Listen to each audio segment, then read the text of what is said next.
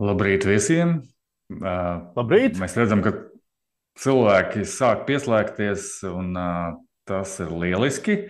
Dosim viņiem vēl pāris minūtes, varbūt, kamēr visi pieslēdzās, visi sakārto savas kameras, mikrofonus, austiņas, un mēs sāksim.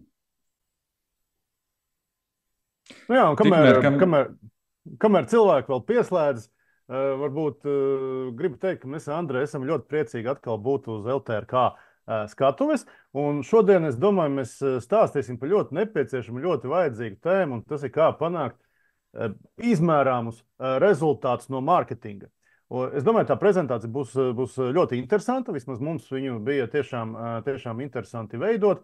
Un es domāju, ka tas potenciāls, kas Latvijas uzņēmējiem ir, teiksim, tajā mārketinga uzlabošanā, ir ļoti, ļoti, ļoti būtisks. Faktiski nemainot budžetu, vienkārši pamainot iekšējo organizāciju, prioritātes un lietas, kā mēs darām. Es domāju, no mārketinga var sasniegt varbūt 3, varbūt 4, pat 5 reizes labāku rezultātu. Un cerams, mums izdosies šodien arī izstāstīt, kā tad to sasniegt.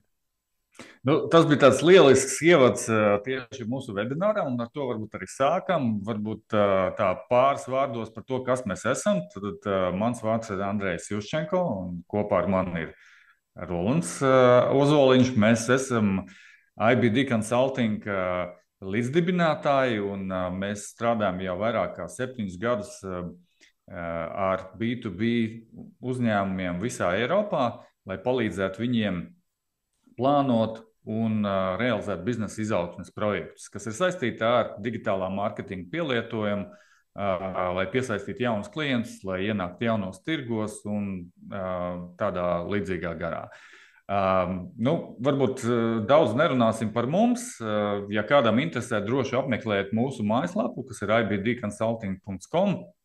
Tur jūs atradīsiet informāciju par to tieši, ko mēs darām, kāda ir mūsu pieredze un kā mēs varam palīdzēt. Bet, kā jau Rolands iezīmēja, šodien mūsu tēma ir par to, kā panākt, lai mārketings nodrošina efektīvu rezultātu. Un mēs to redzam tiešām kā lielu iespēju Latvijas uzņēmumiem, tieši strādājot ar gan Latvijas, gan arī ārpus Latvijas projektiem.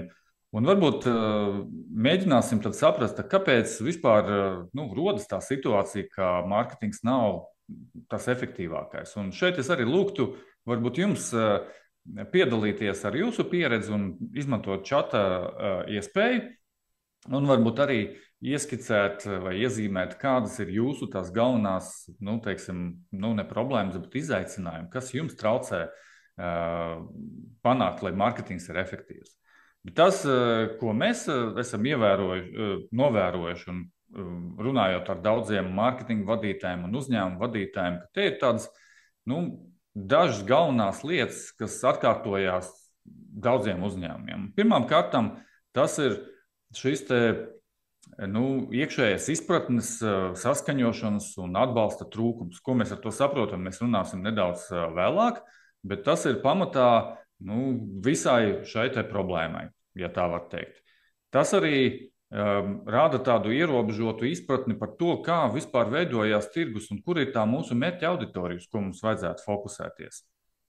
Kas arī savukārt bieži vien tiek papildināts ar tādu izaicinājumu, ka visi darbi tiek plānoti, lai sasniegtu īstermiņa rezultātus. Un mārketings un arī pārdošana tiek maksimāli fokusēta uz šo, un bieži vien arī tiek raustīta uz dažādām pusēm, jo liekas, ka vai izdarām kaut ko konkrētu šodien, lai atrisinātu kaut kādu, īstermiņa problēmu vai nodzēst kaut kādu ugunskura. Tas rada arī to, ka pieprasījuma radīšana nenotiek ļoti efektīvi. Viņi ir saraustīti, viņi ir sadrumstalota, un līdz ar to arī nav tādas sistemātiskas pieejas, kas radītu šo te vēlamo efektu no mārketinga investīcijiem un mārketinga aktivitātēm. Lūk, man liekas, ka daļa no šiem iemesliem, kāpēc mārketingu ir grūti, ir tas, ka mārketings ļoti mainījies pēdējos gados, un līdz to, pat tādā gadījumā, ja mārketinga cilvēkam ir laba izpratne par to, kā darboties un radīt pieprasījumu, mārketingam ļoti bieži trūkst izpratnes gan teiksim, no augšas, gan no vadības, kas īsti tā, nu, varbūt tā labi nezina, kā īsti izmantot mārketingu, gan arī, teiksim, no kolēģiem pārdošanā.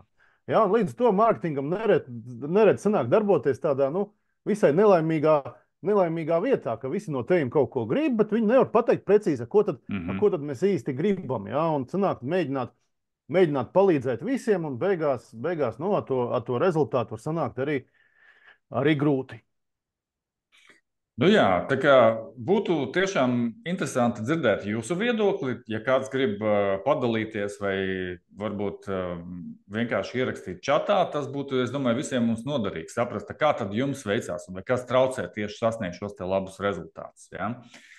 Nu, lūk, bet jebkurā gadījumā mēs turpinām, un ko mēs šodien plānojam apspriest. Pirmkārt, nu, kā tad salāgot šo te mārketinga plānus ar uzņēmumu pārdošanas mērķiem. Ja, tas ir pats pamats visam.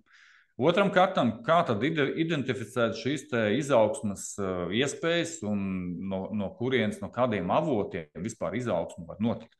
Un treškārt, mēs runāsim par to, kā ilgspējīgi saskaņot mārketingu un pārdošanas komandu darbu, lai abas komandas strādā vienotā teiksim, režīmā, kas tiešām nodrošina vēlamo rezultātu, kas ir principā uzstādīts no uzņēmuma vadības un ir nepieciešams, lai uzņēmums attīstās. Roland, no tavas puses kaut kas papildināms? Nu, es pilnīgi piekrītu. Es ceru, mums izdosies šodien sasniegt šos mērķus un ejam uz priekšu. Jā, tad ejam uz priekšu. Un sāksim ar to, ka parunāsim par to, nu kā mēs ar Andreju arī meklējam tādu labu latviešu vārdu, un mēs nonācām pie salāgot. Tad kā panākt, ka mārketings un pārdošana tādā labā sazobē, ja, darbojas kopā.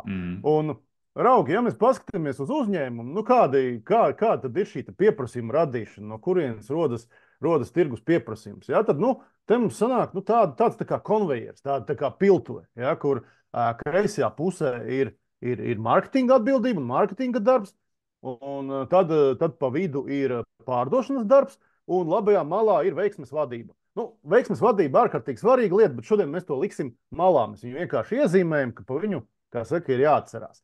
Ja? Un ja mēs skatāmies šo pieprasījumu radīšanu kā sistēmu, tad mums ir ārkārtīgi svarīgi panākt to, ka šie pieteikumi, kas tiek reģistrēti mārketinga pusē, viņi tiek pareizi kvalificēti, pareizi izvērtēti un tiek padot tālāk pārdevējiem. Nu, teiksim, lai mēs varbūt tā vienkārši ilustrētu, ko nozīmē pieteikums, jā, angliski to bieži sauc par lead. Nu, tā ir, teiksim, tas ir brīdis, kad mēs uzzinām kāda kontakta identitāti. Nu, kāds ir pieteicies mūsu e-grāmatu vai pieteicies mūsu webināru, varbūt atnācis savādāk, teiksim, aizpildījis kaut kādu formu mājaslapā vai sociālajos tīklos un tā tālāk. Un līdz to tad mārketingam būtu jāstrādā un jāmēģina šos pieteikumus radīt, ja? Bet tas nav viss. Mārketingam vajadzētu šos pieteikumus arī izvērtēt. Ja? Nu, teiksim, ja mums uz webināru ir atnākuši, teiksim, 5 uzņēmumu vadītāji un 10 studenti, droši vien ar šiem uzņēmumu vadītājiem mēs gribētu darboties un padot tālāk pārdevējiem. Ja? Savukārt uz studentus, droši vien mēs atstātu malā, jo tāpatās viņi mums neko nenopirks.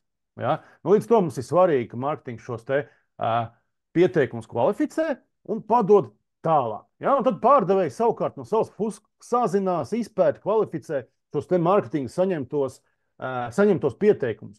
Un šī nodošana tālāk ir ārkārtīgi kritiska vieta, kur nereti rodas sadarbības problēmas. Nu jā.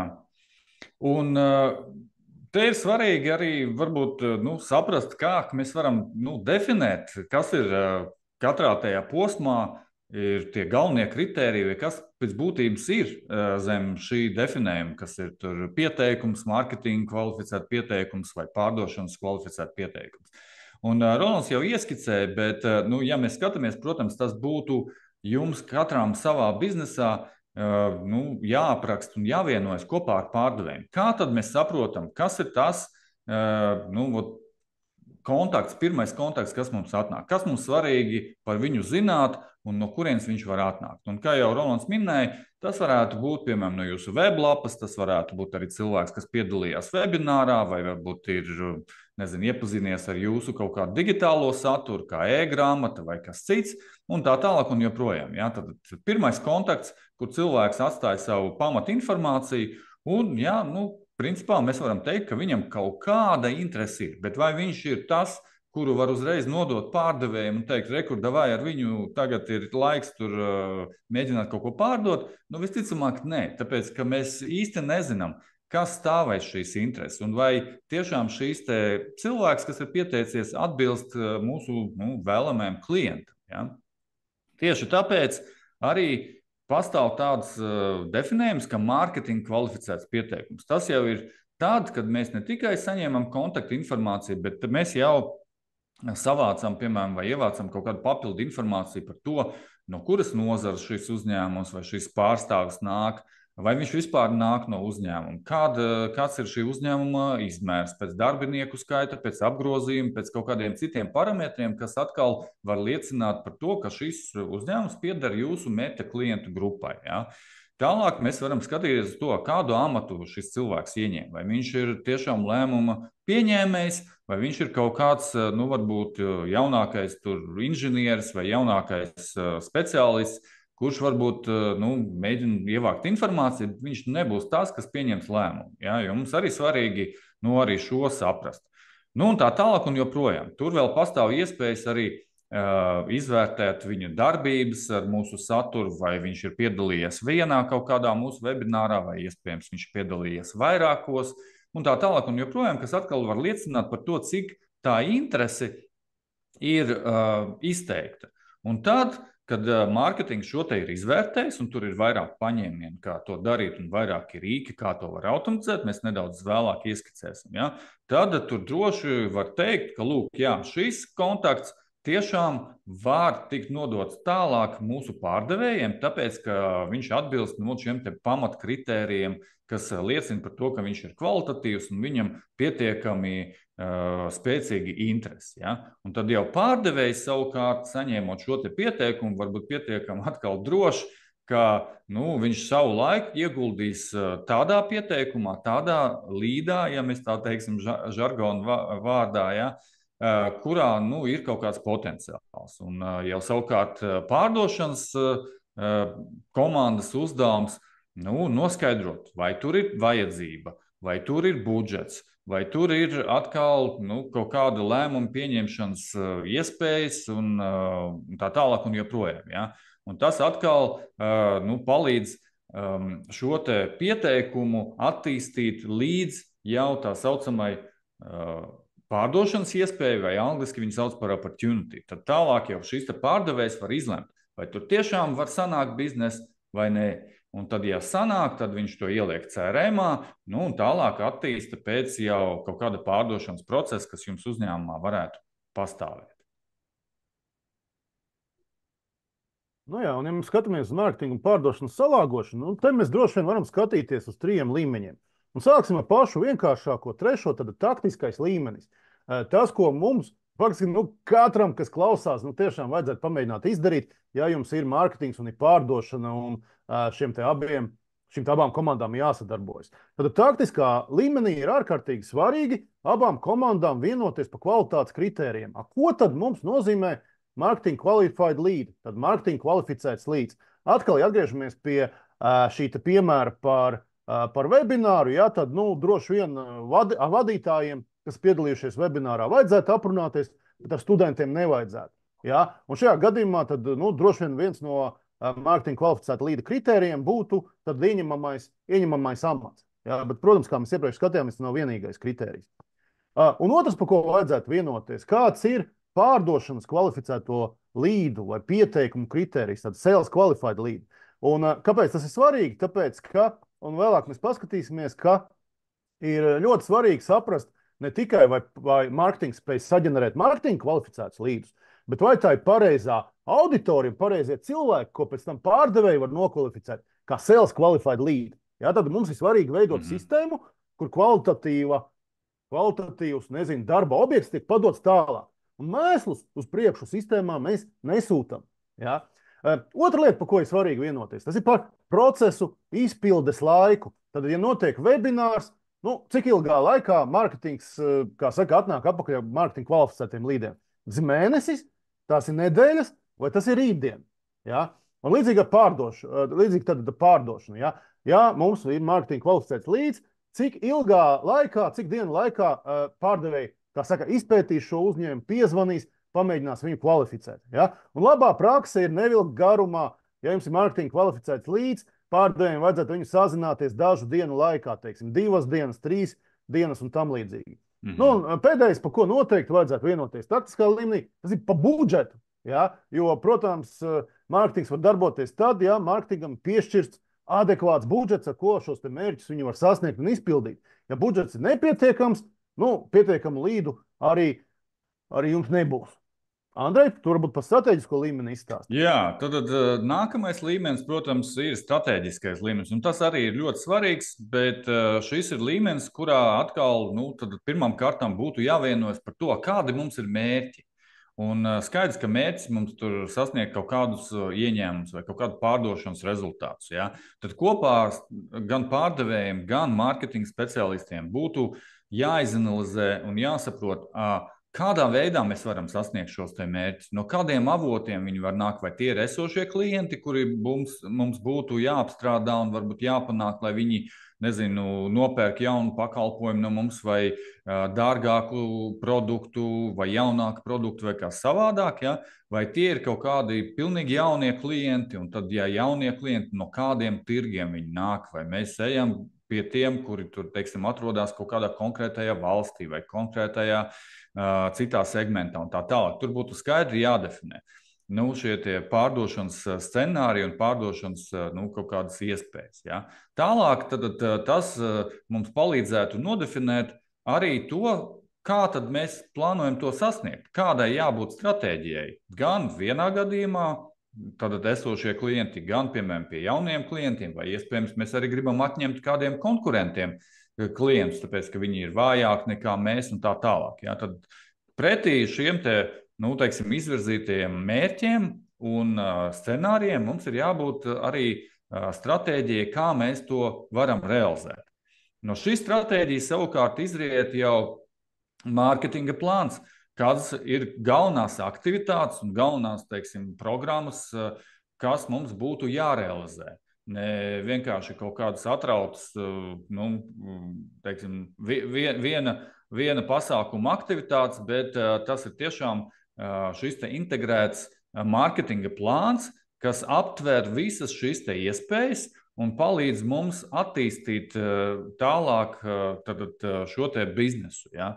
Un tas savukārt kalpo par pamatu tālākai vienošanās pār to, kā tad mēs mēram šo sasniedzamo rezultātu. Un mēs varam vienoties gan par šiem mērķiem pārdošanas pusē, kas ir izmērām visticamāk ieņēmumos, jaunajos darījumos un tā tālāk.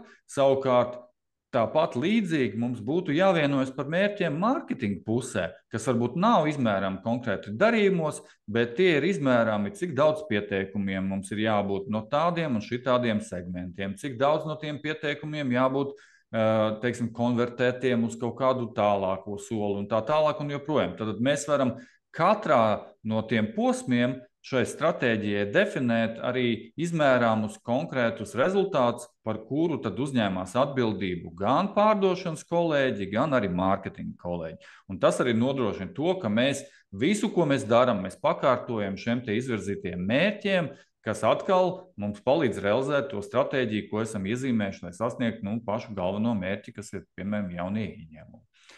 Lūk, mēs ieskicējam šis galvenos līmeņus, kas ir strateģiskais un taktiskais, un šodien pamatā mēs runāsim tieši par šiem līmeņiem. Protams, arī pastāv tāds vēl augstākais līmenis, kas ir organizācijas līmenis, kas pamatā nosaka to, kā sadalās atbildības starp mārketingu un pārdošanu kopumā, kā abas komandas tiek prēmētas vai vispār kāda viņiem ir šī motivācijas sistēma, jā, par ko tad viņi saņem savus prēmijas vai bonusus vai kā savādāk. Un kā veidojās vispār sadarbība un organizācijas struktūra. Bet šo daļu mēs šodien neiztiksim. Pamatā fokusēsimies uz šīm pirmām divām, ko mēs jau ieskicējām. Pateicoties šīm pārmaiņām, pircēju uzvedībā, mārketingā, pārdošanas labajai praksē un tā tālāk, šobrīd ir arī pamainījies diezgan būtiski tas veids, kā šī kā lai saka, uzņēmuma pieprasījuma radīšanas vai uzņēmuma ienākumu vadības funkcija tiek organizēta. Un tāpat kā iepriekš ir mārketings, ir pārdošanas daļa, klientu veiksme, bet jauna pozīcija, kas arvien vairāk uzņēmumos, īpaši tajos, kas plāno strauju izaugsmi, kas ir parādījusies, tas ir Chief Revenue Officer vai Chief Commercial Officer. Tātad tā ir vadības pozīcija, kas pārskata gan mārketingu, gan pārdošanu, gan klientu veiksmi, tātad šo te visu kopējo sistēmu, jā, un darbojas sistēmas līmenī, lai šo te visu darbību optimizētu, lai salāgotu mārketingu un pārdošanu, lai optimizētu mārketinga izmaksas, uzlabotu pārdošanas procesu un tā tālāk. Ja? Un līdz to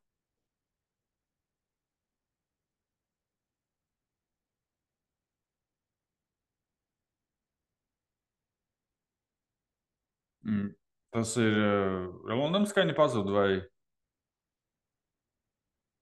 tā varētu izskatīties? Jā, tad paturpinot to, ko Rolands ir iesācis, tad šīs Chief Revenue Officer, tā ir tāda viena loma, kas apvieno sevī atbildības gan par mārketingu, gan par pārdošanu, gan par šo klienta apkalpošanu. Protams, tas tāds, varbūt ne visiem uzņēmumiem piemērots modelis, jo varbūt mazākos uzņēmumos tas būtu pa daudz, bet neskatoties uz to, kas ir svarīgi, ka tiešām tad ir skaidrs šīs atbildības un ir konkrēti cilvēki, kas atkal uzņēmumā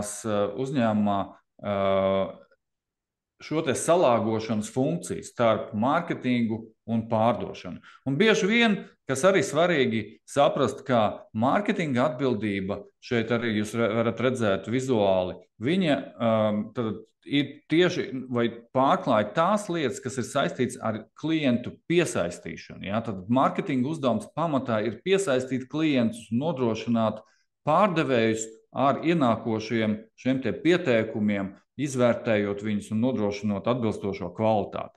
Savukārt tālāk arī pārdošanas daļā tur arī tās atbildības var tikt dalītas. Ja? Nevienmēr šie pieteikumi būtu uzreiz labi nodot dargajiem tādiem pieredzējušiem pārdevējiem. Ja? Jo atkal ne katrs pieteikums uzreiz ir darījums, un savukārt viņu kompetence varbūt ir strādāt ar darījumiem un novest viņus līdz jau klientiem, ja? Līdz noslēgtiem līgumiem.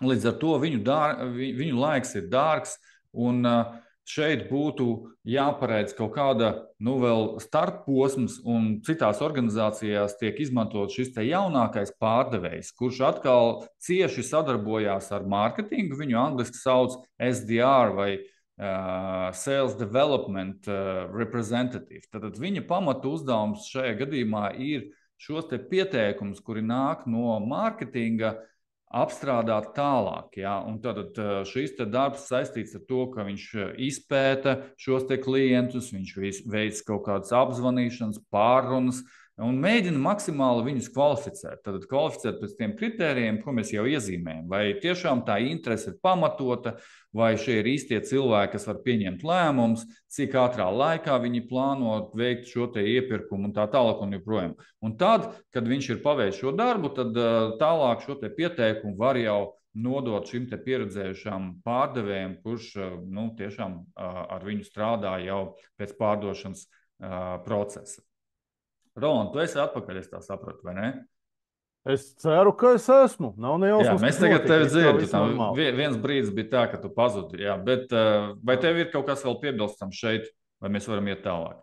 Nu, es gribētu piebilst to, ka tas, par ko mēs runājam šajā webinārā un arī citos mūsu webināros, es domāju, daudziem no klausītājiem ļautu arī iespējams pakāpties nākamo posmu karjerā un varbūt sākt tēmēt uz Chief Revenue Officer lomu. Ja? Līdz to pievērsiet uzmanību un noteikti arī noteikti apmeklējiet mājaslapu, noskatieties citus mūsu webinārus, kas par šīm tēmām runā.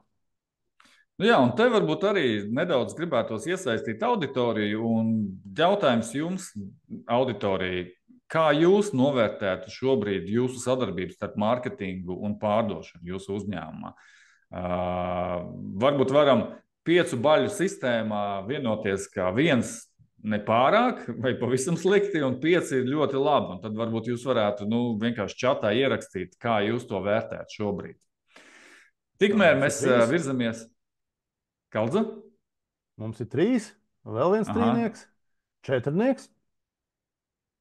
trīnieks. Mārīte raksta, ka mazā uzņēmumā visu dara 1-2 cilvēki. Jā, to mēs zinām, Mārīte.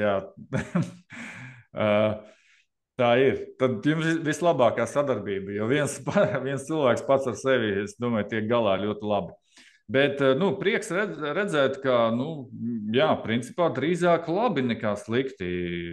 Mēs redzam, kā auditorija to novērtē. Jā. Bet, 3 tas nozīmē, ka vēl ir kur kāpties. Un tieši tāpēc arī varbūt ejam tālāk un skatāmies, kā tad mēs to sadarbību varam uzlabot.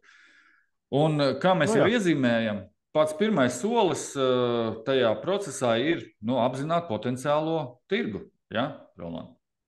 Jā, un faktiski sākt vajadzētu no tā, ka vajadzētu saprast, kas tad ir tieši mūsu uzņēmuma ienākumu mērķi un kā šos mērķus mēs varam sadalīt kaut kādās loģiskās komponentēs. Ja? Un te varētu būt dažādas pieejas. Ja? Nav kā saka, jāizmanto visu to, kas ir uzskaitīts, ja? Bet iespējams jūs varat sadalīt ienākumus pēc ideālā klienta profila. Ja tie ir vairāk, tad ideālā klienta profils 1, ideālā klienta profils 2. Vai segmenti, vai produkti. Ja? Iespējams, pēc ienākumu tipa. Ja? Varbūt jums ir jauni ienākumi. Kā ir upsales latviski? Saukšu vienkārši upsales, cross-sales. Ja? Kaut kādi ienākumi, kas turpina ienākt, tāpēc, ka līgums noslēgts uz vairākiem gadiem un tā tālāk. Un tāpat tās varbūt vajadzētu sadalīt arī ienākumus pēc aktivitātēm. Un tas būtu svarīgi tāpēc, ka raugi, tā būtu ilūzija pieņemt, ka 100% jauna biznesa rada mārketings. Ja? Pētījumi liecina, ka mārketings saģenerē apmēram 30% no jauna biznesa, 25% saģenerē pārdevēji paši, tad apmēram 20% ir tiešā pārdošana, kad tur atnāk klients jau gatavs pie pārdevējiem nopērkt, un 25% vēl nāk no citiem avotiem, tā skaitā partneru kanāli. Ja? Tā kā vajadzētu tā padomāt, kas būtu tās aktivitātes vai tie segmenti, no kā tad mēs varētu šos te ieņēmumu mērķus izpildīt. Un bieži vien šie te segmenti tiek sadalīti, pat ne mārketinga pusē, bet jau uzņēmuma līmenī, kad, teiksim, uzņēmuma vadība kopā ar finansēm, kopā pārdevējiem plāno, teiksim, nākamā gada ieņēmumu plānu, budžetu un tam līdzīgi. Bet mārketingam noteikti jābūt iesaistītam šajā segmentēšanā, jo tas ir pēc būtības arī viena no mārketinga lomām saprast savus potenciālos klientus, ja, un tad piedalīties aktīvi arī uzņēmumu šajā segmentēšanā. Labi, tad kā mēs varam sākt apzināt tirgu? Ja, un, protams, tur ir jāskatās vairākos līmeņos, bet pats pirmais, ar ko būtu jāsāk, ir saprast tādā lielā, augstā līmenī, respektīvi, kā izskatās jūsu pamatmērķa tirgus. Tātad parasti, ko mēs iesakām, ja īpaši mēs runājam par tirgiem ārpus Latvijas, tad būtu jāskatās uz geogrāfiju. Ja? Tātad, vai mēs runājam par vienu valsti, kādu konkrēto, vai mēs runājam par valstu grupām, vai par reģioniem, vai kā savādāk. Tātad, tas būtu laikam viens no pirmajiem kritērijiem, kas ietver sevi vislielāko vispār potenciālo klientu un skaitu, uzņēmumu skaitu, piemēram, un tā tālāk.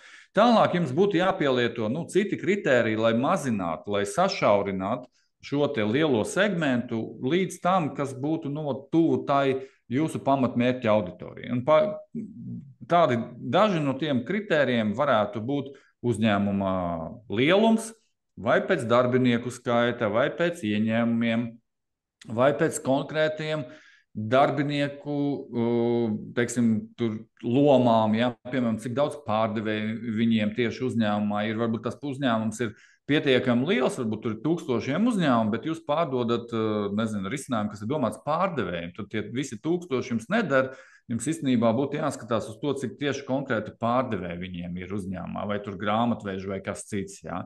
Tad tas būtu nākamais. Tad iespējams būtu jāskatās uz nozari, ja? Kurā nozara viņi darbojās, jo iespējams nozara arī ir tas, kas var veicināt, piemēram, pieprasījumu vai vajadzību pēc jūsu risinājuma, vai atkal tieši otrādi tajā konkrētajā nozarē varbūt tas jūsu risinājums nemaz nav vajadzīgs.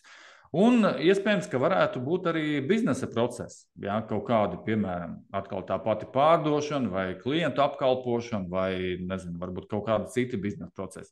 Tad šie kritēriji jums būtu jānodefinē vadoties no jūsu tā pakalpojuma specifikas, ja, kam viņš ir domāts. Un tad pielietojot šos te kritērijus, jūs varat izmantot dažādas datubāzes, kā Eurostat, kā Latvijas statistikas biroja dati un tā tālāk un joprojām, un citi daži rīki, ko mēs droši vien pieminēsim nākamajā slaidā, un tad mēģināt apzināt, cik daudz tādu uzņēmumu vispār pastāv. Un tad, kad jūs ievāktu šo te informāciju, tad šajā te pirmajā tabuliņā mēs varam apkopot, kas ir tie pamatkritēriji, ja, tad mūsu tiem segmentiem, kā mēs jau runājam. Un tad, pielietojot šos te kritērijus, mēs varam ievākt šo te informāciju par jau to, cik daudz tirgu tādu uzņēmumu. Piemēram, konkrētajā valstī vai konkrētajā reģionā vai kāds cits pamatkritērijs, ko jūs izmantot.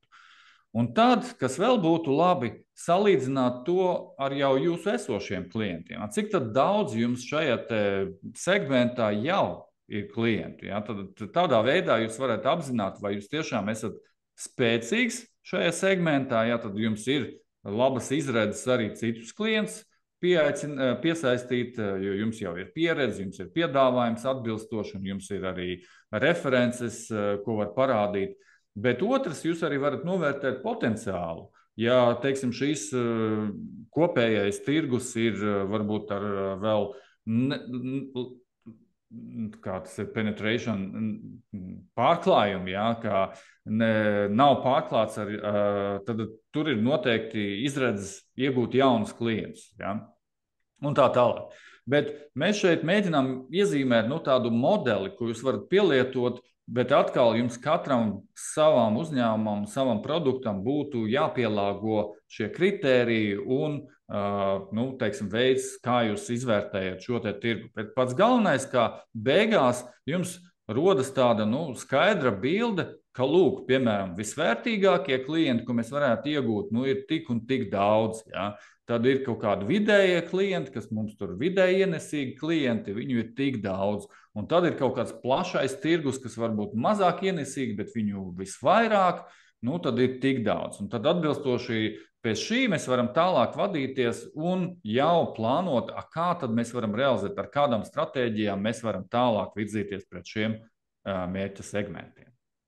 Un no savas puses gribu piebilst, ka varbūt daudziem skatītājiem liekas tāds abstrakts un arī sarežģīts uzdevums. Bet neskatoties to, es noteikti ieteiktu reizi gadā iziet šim vingrojumam cauri un saprast, kur tad jūs esat, cik daudz jums klienti ir un kāda apmēram ir jūsu tirgus daļa.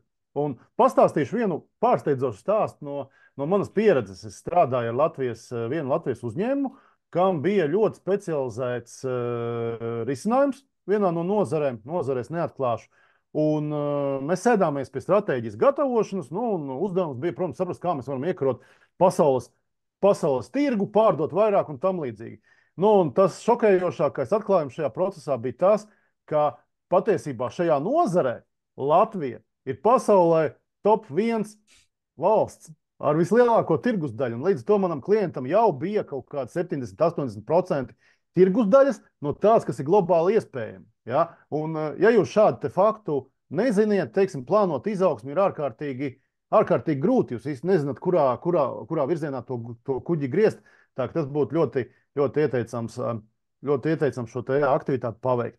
Ja mēs skatāmies, kur mēs varam uzzināt datus par klientiem vai cik daudz mūsu potenciālo klientu ir, jāsaka, ka viens tāds, kā saka, atslēgas elements šeit ir NACE kods. Tad NACE ir Eiropas Savienības standartizēts uzņēmumu nozaru kods, ko izmantojot, jūs varat piekļūt uzņēmuma informācijai. Nu, pieņemsim no tā paša Lursofta.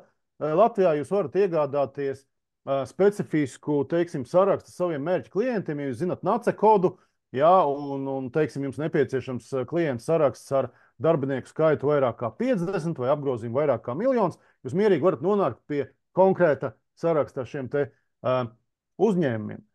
Līdzīgs kods, SITS kods tiek izmantots ASV un Lielbritānijā. Jā, un atkal tas paver iespēju tīri komerciāli iegādāties sarakstus datubāze jūsu uzņēmumiem.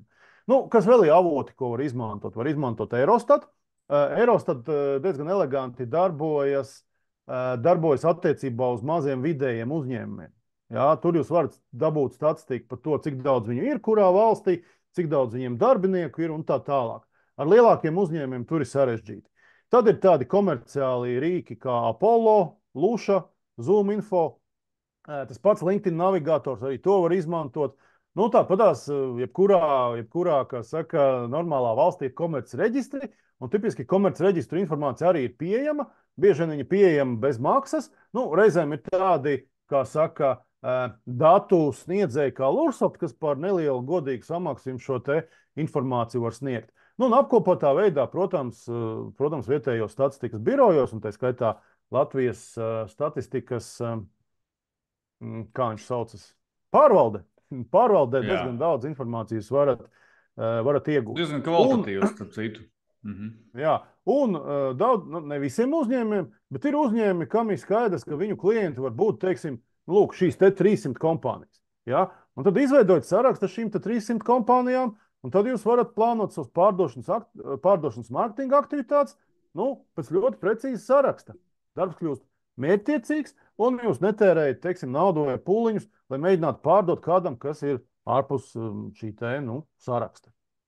Nu jā, un te viena tāda praktiska lieta, kas ir arī jāpiebilst, ka nevar paļauties uz kādu vienu no šiem avotiem. Tas arī ir fakts. Un, ja jūs veicat šo te izpēti, ir jārēķinās ar to, ka jums ir principā jāizmanto vairāk avotu, jāskatās un jāsalīdzina un tā tālāk. Un it īpaši, ja mēs runājam par kaut kādiem ārējiem tirgiem, mēs esam izgājuši tam vingrinājumam vairākas reizes un tiešām jāatzīst, ka ideāli, kad ir iespēja ievākt informāciju no vairākiem avotiem, tad viņu kombinējot, un viņi tāpat nebūs 100%, teiksim, precīza, bet ar lielu varbūtību iedos jums labu ieskatu tajā, kas tad tur notiek un cik daudz vispār ir to uzņēmumu, kāds ir vispār jūsu potenciāls.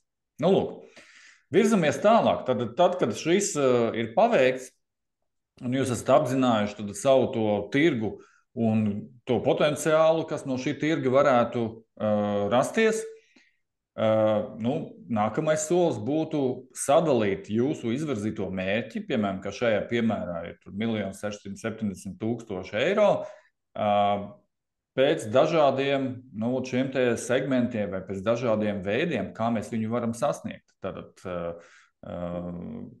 piepārdošana, kā te daži kolēģi jau uzrakstīja čatā, upsell, angliski, latviski būtu piepārdošana. Tad, piemēram, ja jūs plānojat piepārdošanu saviem klientiem, cik daudz ieņēmums jūs potenciāli varētu iegūt no tā kopējā mērķa, tad piemēram iezīmējam, ka tas ir 500 000.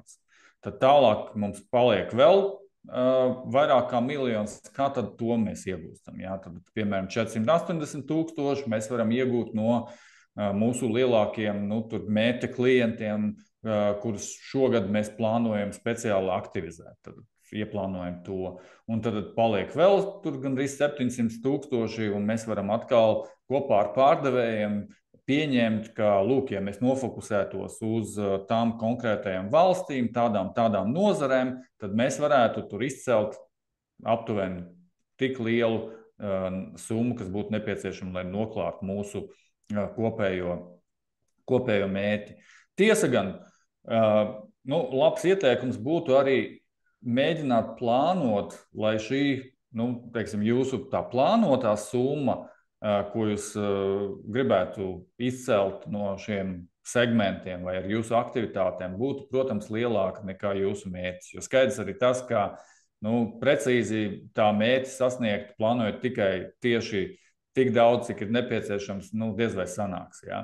Bet neskatoties uz to, kāpēc tas ir nepieciešams? Tāpēc, ka šī bilde jums skaidri parāda arī, caur kādām aktivitātēm un kādām, teiksim, prioritātēm mēs sasniegsim mūsu izvirzīto mērķi. Un tad katrā no tām mēs varam noteikt, kas primāri šo te varētu realizēt. Vai tas ir pārdošana, vai tā ir pārdošana, kas šo virza uz priekšu, vai tas ir mārketings.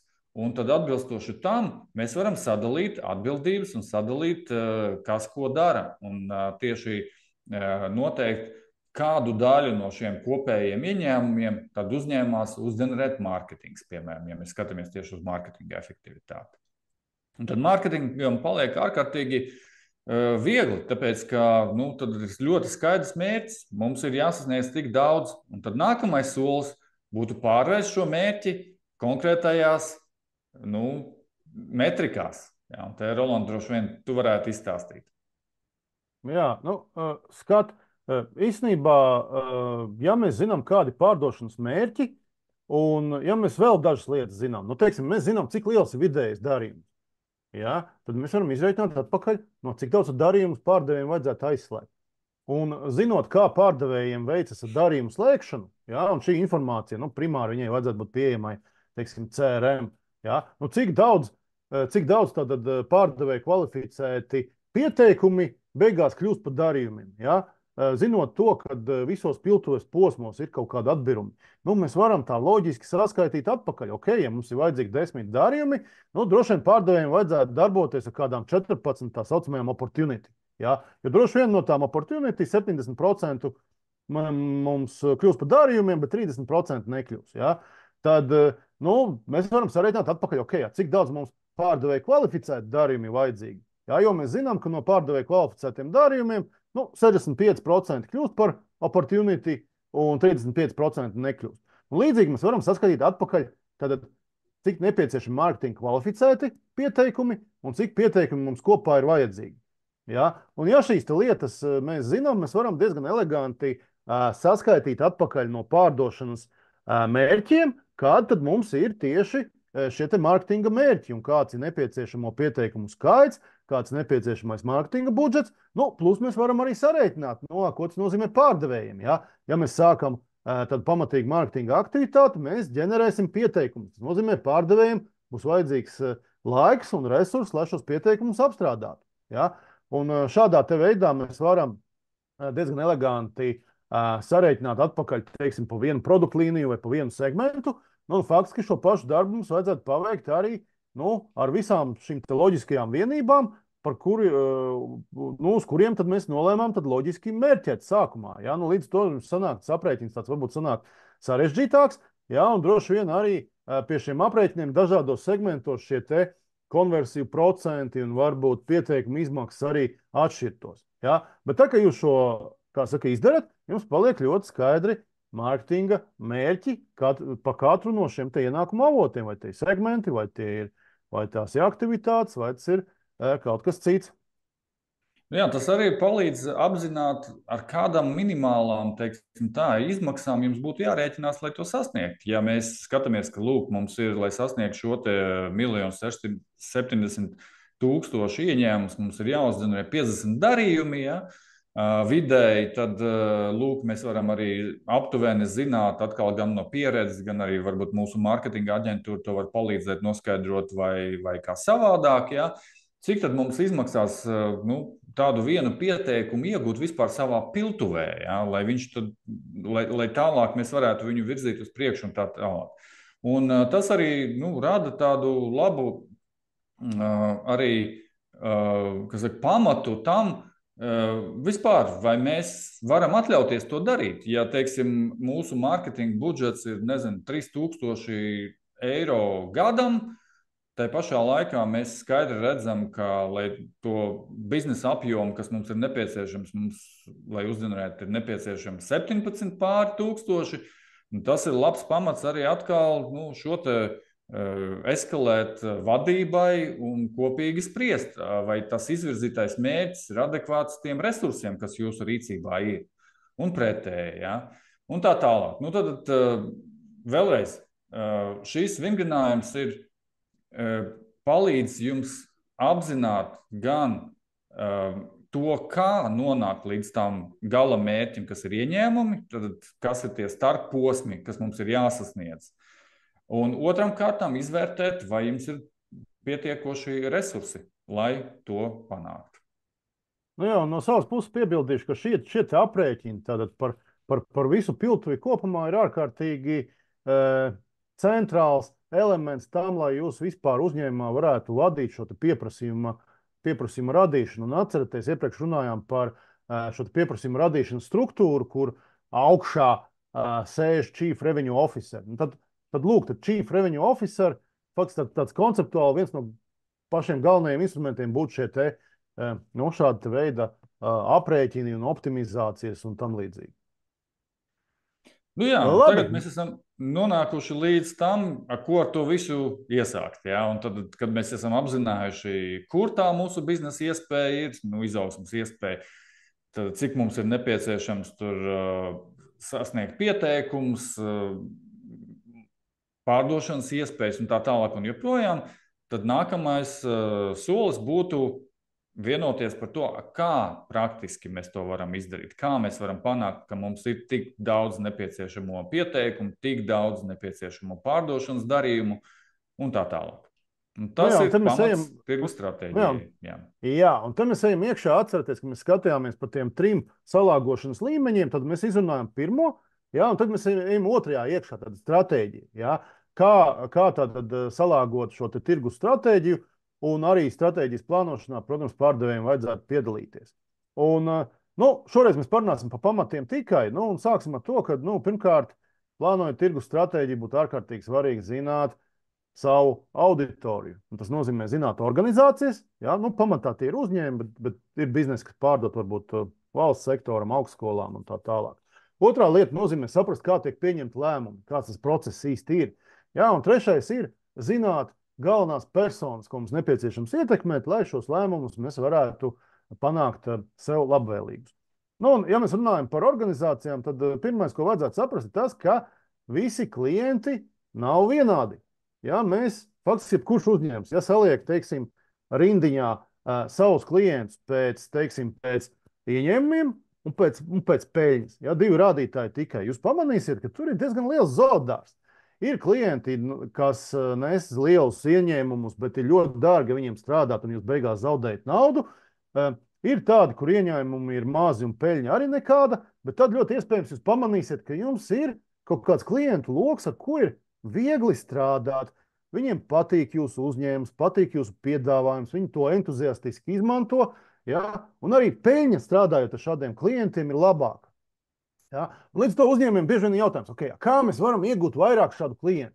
Un kas notiktu, ja mēs strādātu tikai ar šādiem klientiem, bet tos visus pārējos paliktu malā?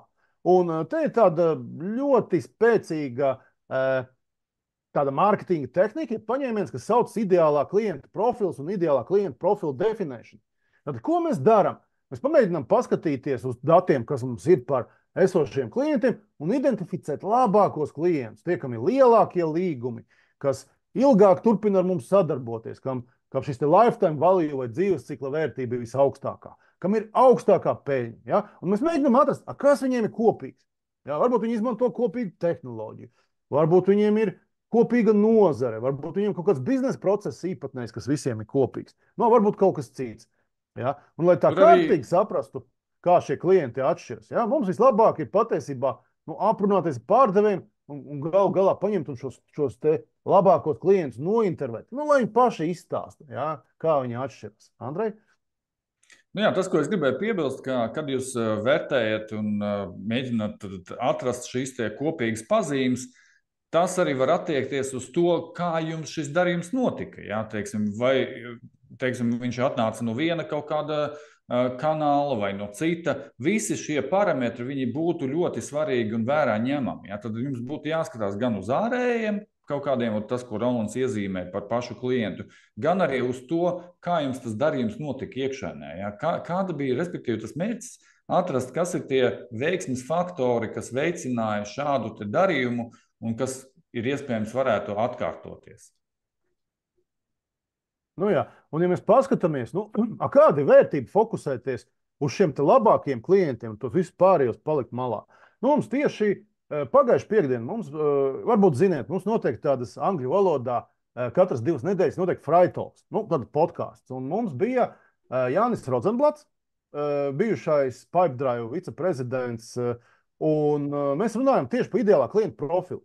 Un tas, ko viņš izstāstīja, ja, un viņa Pipedrive ļoti daudz uzmanības tam pievērst un pamēģināt definēt, kas ir viņu ideālais klienta profils un izmērīt, ļoti precīzi izmērīt, kā atšķiras bizness ar šiem ideālā profila klientiem atšķirībā pret citiem. Ja, un tas, ko viņi sapratīja, kad 10 līdz 12 reizes augstāka dzīves cikla vērtība ir šiem klientiem, apmēram 2 reizes augstāka ikmēneša ieņēmumi un 3 reizes ilgāks izmantošanas laiks. Ja? Tā kā no tāda biznesa viedokļa tas ir, principā šokējošas ziņas, ja? Kas nozīmē, ka jums arī būtu ļoti augsta vērtība nodefinēt šos ideālā klienta profila dot malā. Jāsaka, ka, ja jūs strādājat tikai ar vietējo tirgu, vietējais tirgus jums varētu būt pa mazu, jo, pat ja jūs godīgi saskaitat, varbūt vietējā tirgu ir tikai 5 vai 7 tādi ideālā klienta profila klienti, kas nozīmē, ka jums jāiet uz ārvalstu tirgiem. Ja? Andrej? Jā, tas ir, protams, ļoti lielā mērā atkarīgs no tā, kādā nozarē jūs strādājat un cik plašs tas tirgus. Un, jebkurā gadījumā, vai tas ir liels vai mazs tirgus, ideālā klienta profils palīdz jums nofokusēt savus resursus maksimāli uz tiem, kas jums ar mazāku jūsu darba ieguldījumu var nest vislielāko peļņu un vislielāko atdevi. Un tad jūs varat izvēlēties arī strādāt vai nestrādāt ar pārējiem, bet tas, ko mēs noteikti neaicinām jūs pilnīgi atteikties no pārējiem klientiem, bet tas, kas jums atkal paver iespēju šī ideālā klienta profils, ir, ka jūs varat diferencēt veidu, kā jūs strādājat ar dažādu klientu segmentiem. Ja jūs, teiksim, ienāk šis potenciālais pieprasījums un viņš tieši precīzi trāpa jūsu visvērtīgākajā klientu profilā, tad jūs attiecīgi varat veltīt tam jūsu pilnus resursus, iesaistīt visdārgākos speciālistus un tā tālāk. Savukārt, ja ienāk pieteikums un jūs redzat, ka pēc visām pazīmēm šis ir tāds klients, kurš varbūt ienesīs jums vidēju izmēru peļņu vai pat ļoti mazu, neskatoties to, ka viņš varbūt ir ļoti liels pats par sevi un tā tālāk un joprojām, bet tur ir citi kaut kādi ierobežojušie faktori. Ja? Tad jūs atbilstoši rīkojaties. Ja viņš ir gatavs izmantot jūsu pakalpojumu vai pirkt produktu, lai viņš to dara, bet viņš to dara varbūt tādā self-servisā vai ar vismazāko jūsu resursu iesaisti. Ja? Atkal, viņš joprojām ir jūsu klients, bet jūs zināt, ka tāda tipa klienti viņi nepaliek ilgi vai viņi nepaliek, ar kaut kādu augošu tendenci un tā tālāk un joprojām. Ja? Tad tas jums ļauj diferencēt jūsu ieguldījumu šo klientu, teiksim, iegūšanā un attīstībā. Lūk. Tālāk mēs runājam par to, kā tad šie klienti pieņem lēmumus. Tas arī ļoti būtiski, vai ne, Roland? Tieši tā, un te es ieteiktu atkal apsēsties kopā ar jūsu pārdevējiem, mārketings, un pamēģināt vienkārši tā uzzīmēt, kā klienti pieņem lēmumu. Ja? Kas ir teiksim, pirmais posms? Kā viņi apzinās to, ka viņiem vispār ir kaut kas jādara, ka viņiem ir kaut kāda problēma vai iespēja vai varbūt risks? Ja? Kā viņi izvērtē risinājumu? Kā viņi saprot, vai tur ir biznesa case? Ja? Un ja jūs viņu tā pamēģināt uzzīmēt, un pamēģināt arī saprast, kurā posmā kādi cilvēki, kādas lomas no klienta puses tipiski piedalās. Ja? Iespējams, jūs diezgan ātri sapratīsiet, kas ir teiksim, tie galvenie jautājumi, ko pircējiem jātiek galā, un tas jums iedos labas idejas, kādu mārketinga saturu jums vajadzētu gatavot. Un otra lieta, tas jums ļaus identificēt šīs atslēgas personas, ko jūs gribētu savu mārketingu uzrunāt, ietekmēt un panākt no viņiem labvēlīgu lēmumu. Ja? Un tad, kad šīs personas ir zināmas, tad ir teiksim, nākamā ļoti, ļoti noderīga mārketinga tehnika. Tas ir sagatavot šo pircēju profilu. Ja? Tad pamēģināt viņu tā tīri, tā kā es nezinu, tā kā es iedomājos, detektīvi apraksta aizdomās turētā cilvēka profilu. Tad pamēģināt aprakstīt, kāds šim cilvēkam ir mērķis vai prioritātes darbā. Kas ir tie uzdevumi vai darbi, ko viņi mēģina paveikt? Kas ir riski, kas viņus satrauc? Ja? Pa ko viņi nobažījušies? Kā viņi pieņem lēmumu? Kas ir teiksim, tādi izaicinājumi viņiem teiksim, ikdienā, ar ko jāsastopas? Tāpat mēs aprakstām, kādi viņu varētu būt iespējami iebildumi pret mūsu piedāvājumu. Ja? Un beigās mēs droši vien gribam arī pamēģināt saprast, kādos kanālos mēs viņus varam uzrunāt.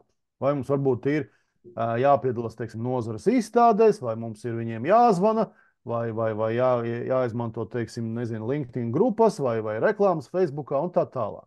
Un papildus mēs gribam arī aprakstīt viņu teiksim, demogrāfiju. Ja? Un tā kā mēs šo aprakstu esam izdarījuši, tas ir ārkārtīgi noderīgs mums, lai veidotu teiksim, mārketinga saturu, blogus, webinārus, e-grāmatas, lai veidotu pārdošanas skriptus, ja? Lai mēs precīzi šos cilvēkus varam uzrunāt. Un tā skaitā tas nodara, teiksim, kaut vai tādās vienkāršās lietās, kā konfigurēt reklāmas iestatījumus, lai mēs tieši šai te aprakstītajai auditorijai, viņu ekrānos mūsu reklāmas arī parādītos. Tas arī kalpo par tādu pamatu atkal tam, ko mēs runājām iepriekš, respektīvi saprast, kādi ir tie kvalificēšanas kritēriji jūsu ienākušiem pieteikumiem. Ja? Un atkal, ja jūsu mērķis kādā konkrētajā aktivitātē piesaistīt sev, piemēram, kā šeit ilustratīvi mēs izvēlējāmies galvenos inženierus, ja? Bet jums tajā pašā laikā uz to pašu jūsu webināru vai kaut kāda cita aktivitāte nāk pilnīgi kaut kādi citi cilvēki, tad tas arī ir pamats izvērtēt, vai jūs pareizi uzrunājāt, vai jūs izmantojat īstos kanālus un atbilstoši koriģēt jūsu darbības.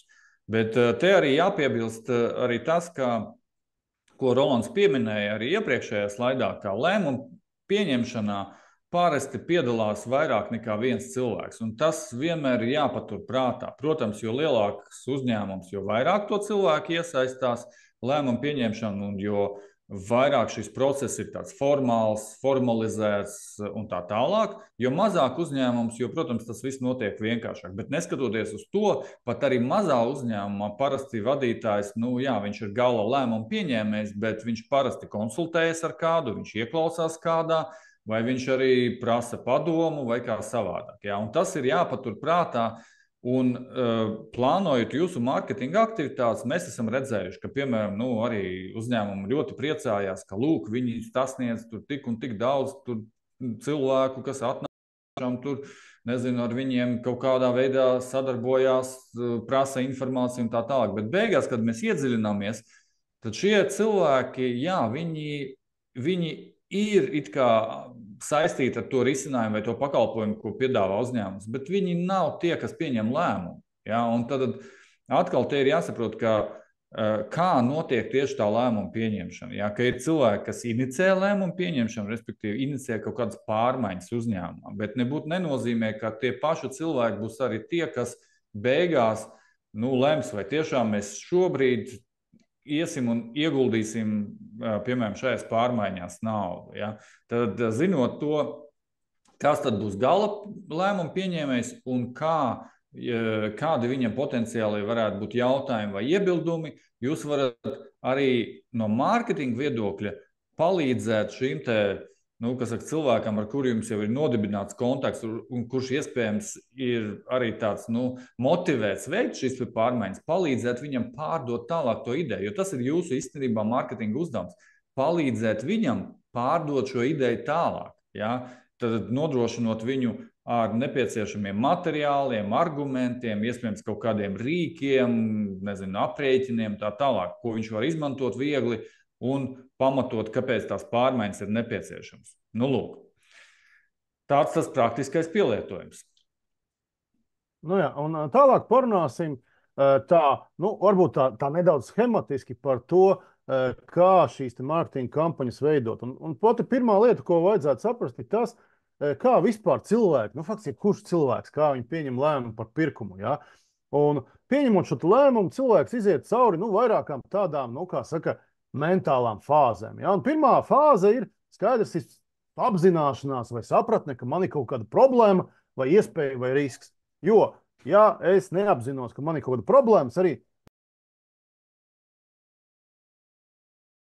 mani mierā, beidzot jūs man te zvanīts, pamot un tā tālāk. Ja? Tad tā ir pirmā fāze. Un katrā no šīm fāzēm mēs varam izmantot kaut kādu veidu mārketinga saturu.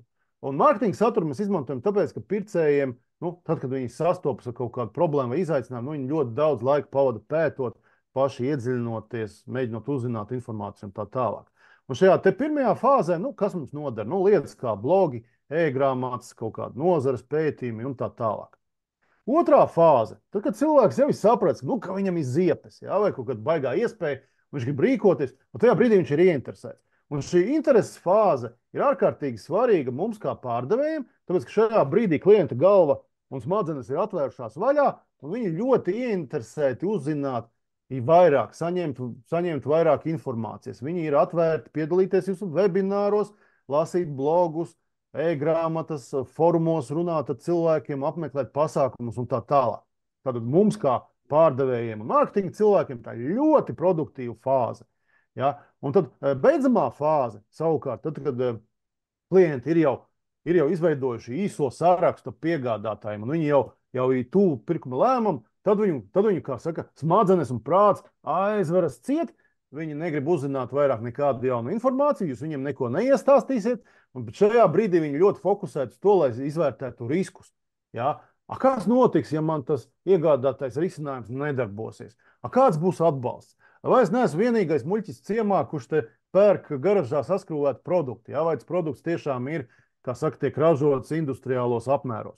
Un šajā posmā nodara demonstrācijas, izmaksu aprēķini, īpaši piedāvājumi, citu klientu atsauksmes, vizītes pie pārdevēja un tam līdzīgas lietas, kas šo klientu ļauj nomierināt un ļauj viņam saprast, ka okay, tas ir drošs darījums un šo darījumu ir iespējams veikt. Un balstoties uz šīs idejas pa pirkšanas ceļu, principā uzņēmumiem ar digitālo mārketingu ir ļoti plašas iespējas šo te pieprasījumu radīšanas piltuvi pilnīgi automatizēt. Un šodien, diemžēl, mums par to īsti parunāt nesanāks, bet mēs ar Andreju esam vairākus webinārus par šo stāstījuši, kā šo piltuvi veidot, kā automatizēt. Tā kā noteikti varat apmeklēt mūsu YouTube kanālu, un tur ir, es domāju, kādi 7 webināri latviešu valodā. Mēs noteikti arī būtu gatavi vēlreiz izstāstīt, ja vien būtu tāda interese, tā kā čatā atkal varbūt padodiet plusiņu, ja jums tāda tēma interesētu, tad mēs noteikti varētu kaut ko tādu ieplānot, respektīvi par to, kā automatizēt pārdošanu un mārketingu B2B segmentā. Jā. Lūk, cilvēki tiešām reaģē ar interesi, tas ir lieliski, tad mēs varam ar LTRK jau runāt par nākamo kaut kādu webināru, kas mums īstenībā pat ir ieplānots aprīlī un tieši šo tēmu mēģināt izstāstīt. Te man arī bija tas jautājums paredzēts, vai jūsu uzņēmums jau izmanto kādu mārketingu vai mārketinga automatizāciju vai pārdošanas automatizācijas rīku. Tā kā, es saprotu, ka daļēji kaut kas tiek izmantots, varbūt arī varat padot ziņu jā vai nē. Tas būtu arī labi mums saprast, bet neskatoties uz to, mēs būsim priecīgi par to izstāstīt vairāk nākamreiz. Un tad, kad principā šīs stratēģijas ir nodefinētas un mēs zinām, kā mēs katrā no šiem posmiem, ko Rolands iezīmēja, varam atbilstoši rīkoties, lai piesaistītu klientu uzmanību, lai to uzmanību tālāk pārvērst interesē un attīstīt viņu līdz jau vēlmē ar mums sadarboties, tad tas viss var tikt pārvērsts jau konkrētā aktivitāšu plānā, kas sevi ietver visas šo dažādu līmeņu aktivitātes. Un ja mēs paskatāmies, kas būtu tas, kā saka, mugurkauls, vai kam tiešām vajadzētu būt šajā te mārketinga plānā, tad mārketinga plānā jebkuru aktivitāti mums vajadzētu piesaistīt šīm te atslēgas lietām mūsu stratēģijā. Tad pirmā lieta būtu šai te klientu grupai, teiksim, ideālā klientu profila klientiem vai kaut kādam segmentam. Ja? Tad tas ir numur viens. Otrs, mums vajadzētu šo aktivitāti piesaistīt ļoti skaidrai pircēju personai. Tad, kam tā aktivitāte ir domāta? Tas ir galvenajam elektroenerģijas inženierim vai uzņēmuma vadītājiem. Un trešā lieta, par ko mums noteikti vajadzētu padomāt, ir, kādā pirkšanas ceļa posmā šī aktivitāte ir domāta. Vai viņi, teiksim, ir beidzamajā posmā, ka klients ir nobijies un mums jāstāsta par to, kā produktu izmanto citi klienti, vai tas ir pirmajā posmā, kad klients īsti neapzinās, savu problēmu, un mums ir jātaisa, teiksim, webinārs, kurā mēs izstāstam, kāpēc, teiksim, jaunā Eiropas Savienības likumdošana ir problēma, kādas ir soda naudas, ja netiks ievērota, un kādas iespējamās sekas. Ja? Un tā kā mums ir skaidrs, kādi klienti, kādas personas un kurā vietā pirkšanas ceļā, tad mēs varam plānot visas nākamās nianses par katru aktivitāti. Tad kas tā par aktivitāti, ko mēs darīsim, kāds ir mērķis, ko mēs sagaidām, kas par to ir atbildīgs, kāds ir, teiksim, kāds šobrīd ir status, kad mēs viņu sākam un kad mēs viņu pabeidzam. Andrej? Šeit mēs vienkārši ievietojam tādu piemēru ilustratīvu, kā šis mārketinga plāns varētu izskatīties. Atkal viņam var būt ļoti dažādas struktūras un izskati.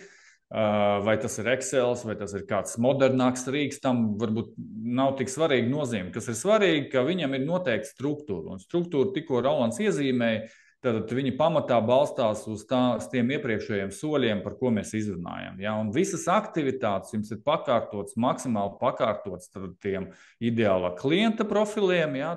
Un pakārtotas tiem mērķiem, ko mēs gribam sasniegt, atbilstoši mūsu piltuvas prognozē. Ja mēs kaut ko rīkojam, tad mēs zinām, ka mēs to darām uz tiem, kas atrodas šajā apzināšanas fāzē vai awareness fāzē, ja, lai palīdzētu viņiem apzināt šo problēmu vai iespēju. Un mēs sagaidām nevis pārdošanu no šīm aktivitātēm, jo viņi faktiski nevar notikt, tāpēc, ka šie cilvēki vēl nav gatavi vispār runāt par pārdošanu. Bet mēs skaidri apzināmies, ka mēs rīkojam kaut kādus pasākumus vai, investējam kaut kādās reklāmās tāpēc, lai veicinātu šo cilvēku informētību par šo problēmu. Ja?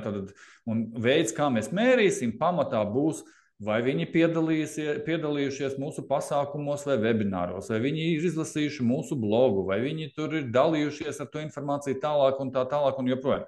Un ja atkal pārdevēji arī to pašu saprot, tad viņiem nebūs jautājumi, hei, mēs investējam tur 1000 eiro kaut kādā tur aktivitātēs, ja, kur mums ir pārdošanas darījumi. Tāpēc, ka ja šīs aktivitātes bija vērstas tieši uz to, ko es tikko aprakstīju, tad mēs nevaram sagaidīt tiešās pārdošanas darījumus. Ja?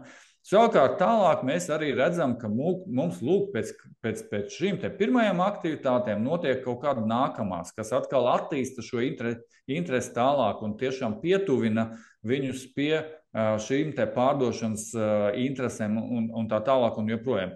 Un tad, kad jums ir šis plāns, viņš pēc būtības atbilst tai piltuvei, ko Rolands iezīmē. Un tad mums nav vairāk jautājumu, hei, vai mēs rīkojam webināru un kāpēc mēs tieši to webināru rīkojam? Vai mēs rīkojam kaut kādu, klientu brokastīs, jā, kāpēc mēs to darām? Tad, ja tomēr kāds atnāk ar šādu ideju vai tādu iniciatīvu, mēs vienmēr cenšamies viņu salīdzināt ar šo plānu, mēģināt saprast tieši, kādai klasifikācijai viņš atbilst, tad kādām posmam tajā piltuvē, kādiem mērķiem. Un ja viņš iedarās labi, ok, daram tā. Bet ja nē, tad mēs viņu atliekam un turpinam darīt to, kas mums tiešām palīdzēs šos mērķus sasniegt. Un te arī ir ļoti skaidri var atbildēt arī visiem, kas jautā, tad kā mārketings tieši veicina šī jaunā biznesa pieaugumu. Mēs varam ļoti skaidri viņiem parādīt, lūk, ko mēs darām, lai audzētu mūsu auditoriju, ko mēs darām, lai šo auditoriju pārvērst potenciālajos klientos un kā mēs palīdzam pārdevējiem noslēgt darījumus. Ja? Tad katrā no šiem līmeņiem mums ir skaidrs aktivitātes, kas ir izvērstas laika griezumā, un ar skaidriem, kas saka, rādītājiem, kas norāda, kas veiksmes faktoriem, teiksim tā. Lūk, tas atkal ir tikai piemērs, kas varbūt, lai iedvesmot jūs un varbūt arī palīdzētu sakārtot lietas, bet, kā es minēju, izskats varbūt arī pieskaņots jūsu konkrētām, teiksim, darba stilam un vajadzībām šajā gadījumā. Jā, tas ir ļoti svarīgi saprast, ir tas, ka ar šo plānu nevajag pārliekt. Ja? Labāk sākumā saplānot mazāk aktivitātes, bet izdarīt viņas rīktīgi, kvalitatīvi novest līdz galam. Ja? Un plāns ir tikai starta šāviens. Ja? Tas, lai jūs iedzīvinātu šo sadarbību starp mārketingu un pārdošanu, jums ir ļoti svarīgi regulāri pārskati par šo plānu. Ja? Un tad, ja mēs skatāmies, kā tā ir kampaņa, droši vien tur vajadzētu piedalīties gan pārdevējiem, gan mārketingam, vienoties par piltuves prognozēm, par budžetu, par definīcijām, ja, kā mēs jau runājām, ko tad īsti mēs uzskatām par mārketingu kvalificētu līdu un ko mēs uzskatām par pārdevējs kvalificētu līdu. Ja, un šo plānu vajadzētu apstiprināt uzņēmumu vadītājiem. Ļoti svarīgi, lai uzņēmumu vadītājs dod savu svētību no augšas, un, kā saka, savu apstiprinājumu zīmogu tam, kas tiek darīts. Jo tas gan motivē komandas, gan arī kā tāds no augšas, kā saka, žests parāda, ka tas ir svarīgi. Tad es teiktu, ka katru nedēļu pārdevējiem un izrunāt, cik šie pieteikumi ir kvalitatīvi. Ja? Lai pārdevējs izstāsta, kas notiek zvanot, ja? vai mēs trāpam īstajai auditorijai. Un tāpat tās vajadzētu izvērtēt izmaiņas, ja tādas ir bijušas. Un pielēmt, ko mēs nākamā nedēļa varbūt darām savādāk. Varbūt mēs kaut ko paeksperimentējam ar auditorijām, varbūt ar budžetiem un tā tālāk. Un tad reizi mēnesī vajadzētu sanākt kopā tādā tikšanās, kur piedalās gan augstākais mārketinga vadītājs, gan pārdošanas vadītājs, un izrunāt plašāk, kā mums iet kampaņas, ja? Ko mēs esam uzzinājuši no klientiem, kā mums šobrīd izskatās piltuve pret to, ko mēs prognozējām. Ja? Un vajadzētu arī pieņemt lēmumus, ja tās aktivitātes, ko mēs plānojam, rezultātus nenes, vai viņas jāmaina, vai jāklapē ciet. Ja? Lūk, tātad šādam ciklam vajadzētu šo mārketinga plānu, kā saka, pavadīt. Mārketinga plāns arī dzīves dokuments. Ja? Reiz mēnesī droši vien būs kaut kādas izmaiņas, kaut kas nāks klāt un ies projām. Ja? Un varbūt runājot nedaudz par šo dalībnieku lomu vai iesaistīto cilvēku lomu. Ja? Tad, teiksim, šajos pārskatos, es teiktu, ka vadītāja loma būtu ļoti, ļoti skaidri demonstrēt atbalstu šai sadarbībai. Ja? Veicināt šo sadarbību, prasīt realistisku plānu izpildi. Ja mēs ieplānojam, tā mēs izpildām. Ja mēs vienojāmies, mēs izdarām. Ja? Un tāpat tās vadītājiem vajadzētu risināt tur vadības līmeņa jautājumus. Ja tur ir kaut kāds konflikts vai pamainīt bonusu sistēmas un tā tālāk. Mārketinga loma ideāli būtu, kā saka, ņemt iniciatīvu par šiem pārskatiem, un informēt, iesaistīt kolēģus, atskaitīties par rezultātiem. Ideāli būtu uzturēt publiski pieejamas atskaites, kas tiešsaistē pieejamas jebkuram. Tāpat tās padalīties ar atziņām, ieskatiem.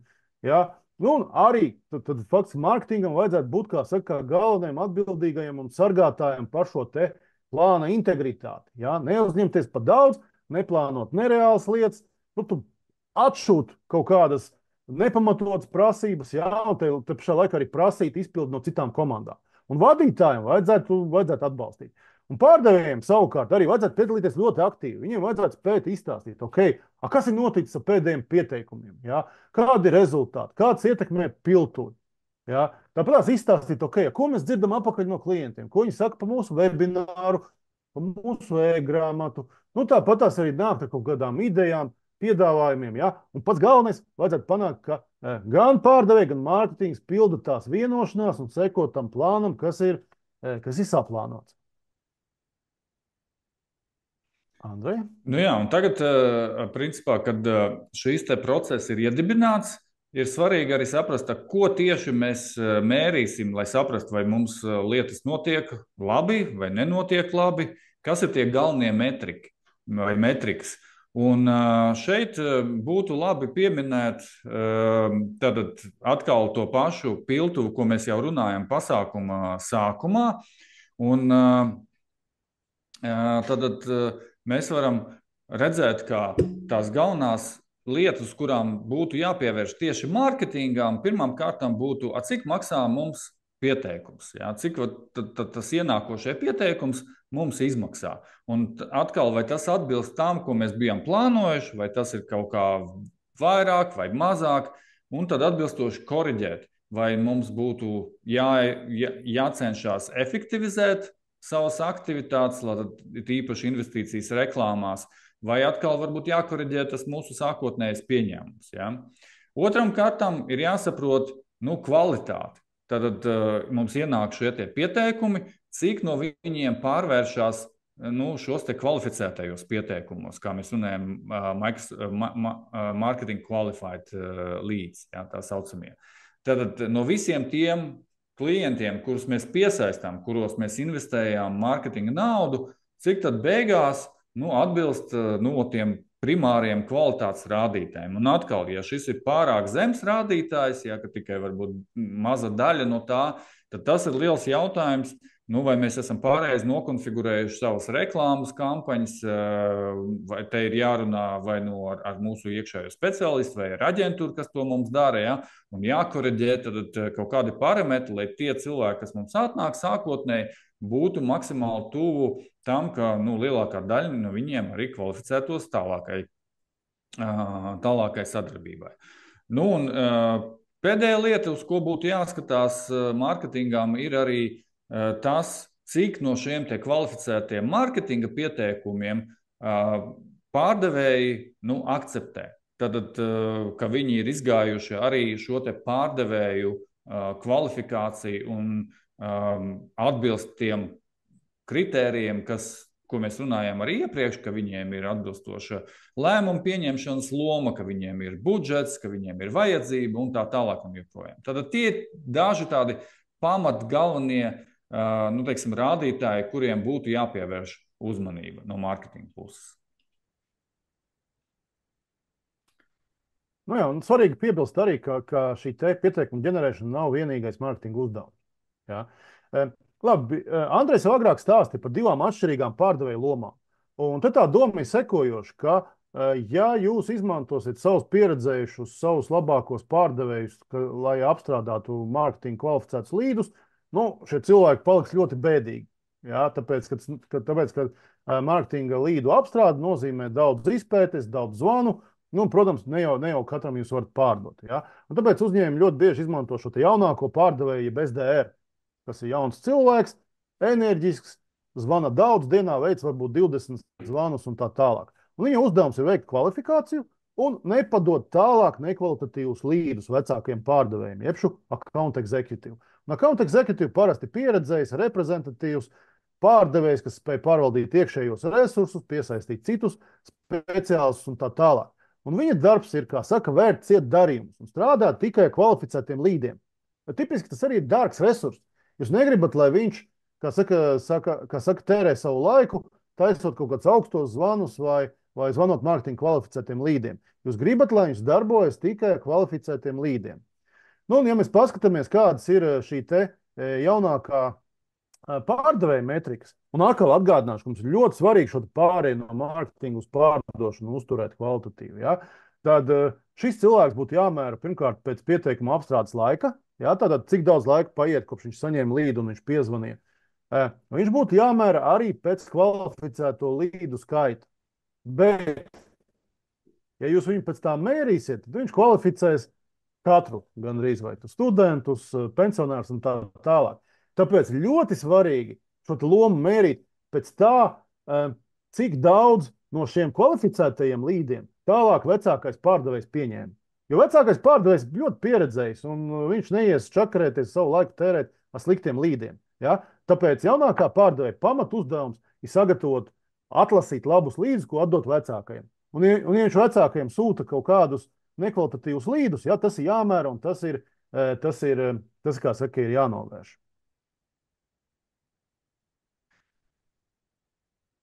Jā, tad mārketinga pēc būtības loma šajā gadījumā ir palīdzēt iegūt pēc iespējas vairāk šos pārdevēja kvalificētos pieteikumus.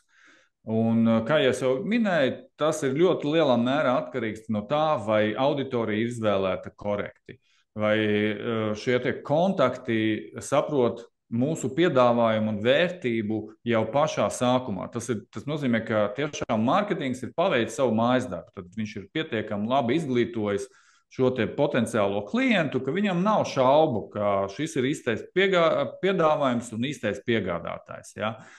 Un pēc būtības arī tas ir tas, uz ko mārketingam būtu jātiecās. Panākt to, ka visi tie, kas nonāk līdz pārdevējiem, viņi pēc būtības atbilst pirmām kārtām tiem pamatkritērijiem, ko mēs jau izrunājam vairāk kārt, un otrām kārtām viņi ir maksimāli uzsildīti, maksimāli sagatavoti, lai pārdevēji pēc būtības var jau ar viņiem strādāt pie tālākām pārdošanas aktivitātēm, nevis atkal izglītot viņus par kaut kādām pamatlietām, kāpēc vispār viņiem būtu jāsadarbojas ar jūsu uzņēmumu. Nu jā, un, ja mēs runājam par šo sistēmisko pieeju, tad, protams, arī, kā mēs pat tās izrunājam, tad pārdevēju kvalificētiem līdiem arī vajadzētu atbilst kādiem konkrētiem kritērijiem. Ja? Un tipiski skaidrs, ka klientam ir vajadzība, ko mēs varam apmierināt, kontakts spēja ietekmēt lēmumu, vai vismaz zina, kā viņš tiek pieņemts, ir skaidrs, no kurienes būs nauda, ir skaidrs laiks, kurā tiks pieņemts lēmums, un tad mēs varam patiesībā šo tad jaunākais pārdevējs šo kontaktu padot tālāk vecākajiem pārdevējiem. Nu jā, un kas ir svarīgi šeit, no mūsu pieredzes ir arī tas, ka mārketings arī var palīdzēt, teiksim, sagatavot, piemēram, skriptus, sarunas skriptus, vai ceļvežus, latviski runājot, vai palīdz sagatavot kaut kādus papildu materiālus vai dokumentus, ko atkal šīs pārdevējs var izmantot un attiecīgi pieturēties pie kaut kādas struktūras, pie kaut kādiem pamatprincipiem, lai šo procesu maksimāli atkal standartizētu, lai jūs varat viņu gan mērīt, gan arī uzturēt noteiktu šīs sarunas un vispār darba kvalitāti. Jo mēs esam arī no savas pieredzes redzējuši, ka cilvēki ir ļoti dažādi, un dažādi viņi komunicē ar potenciāliem klientiem, par dažādām lietām viņi runā un tā tālāk. Šeit ir jābūt diezgan tādai, kas saka, ierobežotai šeit kreativitātei zināmā mērā, tik tālu, ka tam procesam jābūt diezgan skaidri aprakstītām un tam potenciāliem, teiksim, pārdevējiem, viņam jāiet pēc šī procesa. Nevis kaut kā jāgudro katru reizi kaut kāda jauna pieeja. Ja? Un atkal viņam jānosūta vai jāveic kaut kāda šī tā saucamā follow-up aktivitāte, viņam viss ir skaidrs, kādu dokumentu viņš nosūta, kādu e-pasta tekstu viņš nosūta un tā tālāk un joprojām. Un tādā veidā jūs varat panākt lielāku efektivitāti un arī izmēramu rezultātu. Vērtējot pieteikumu kampaņas, noteikti vajadzētu izvairīties no kļūdas, vērtēt tikai maksu par pieteikumu. Ja? Jo, ja jūs vērtējat tikai maksu par pieteikumu, un ja mārketingam ir uzdevums radīt pēc iespējas vairāk pieteikumus par pēc iespējas mazāko cenu, tad jums būs ļoti daudz nekvalificētu pieteikumu. Pensionāri, studenti, bērni, personas, kam acīm redzot, nav naudas. Ja? Un līdz to krietni labākā metrika, kā mērīt mārketinga, teiksim, rezultātus, ir mērīt pēc mārketinga kvalificēto pieteikumu skaita. Vēl labāka ir mērīt pēc pārdevēju kvalificēto pieteikumu skaita, jebšu SQL. Dažreiz uzņēmējiem ir pamats mērīt arī pēc tā saucamās opportunity, jeb šīs pārdošanas procesa fāzes, kas ir jau tālāk piltuvē. Ja? Un kāpēc tas ir svarīgi? Tāpēc, ka ja jūs saskaitat rezultātus un paskatāties, cik labi, teiksim, strādā katra kampaņa vai kanāls, redziet, ja tiek radīti pieteikumi, tas nenozīmē, ka šie pieteikumi lineāri kļūst par darījumiem. Ja? Dažos kanālos vai dažām kampaņām jūs varat radīt daudz pieteikumus, kas ir nekvalitatīvi, ar dažiem kanāliem jūs varat radīt, varbūt samaksājot dārgāk, pieteikumus, kas ir ļoti kvalitatīvi. Šajā piemērā, ja mēs paskatāmies, cik mums maksā, teiksim, CPL, tātad maksa par pieteikumu, sanāk, ka Googlam mums viens pieteikums maksā 25 eiro, tas ir ok, LinkedInā 75 eiro, baigi dārgi, un Facebookā baigi lēti 10 eiro. Ja? Ja mēs pieņemam lēmumu, ka mums vajag tagad visu mārketinga budžetu pārlikt uz Facebook, tāpēc, ka tur ir daudz pieteikumu, tā būtu baigā kļūda. Tāpēc, ka ja mēs paskatāmies beigās, cik tad mums rodas šie darījumi vai opportunities, jā, mums sanāk, ka patiesībā vislētākais kanāls tomēr beigās mums sanāk LinkedIn. Jā, tāpēc, ka šī pieteikuma kvalitāte, kas nāk no LinkedIn, ir daudz reizes lielāka nekā tā, kas nāk no Facebook.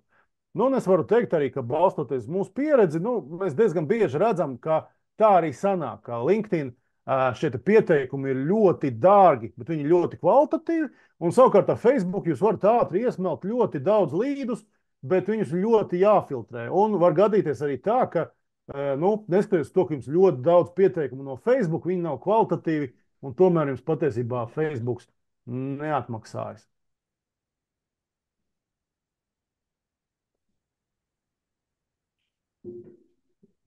Tad virzamies tālāk. Jā, es domāju, ka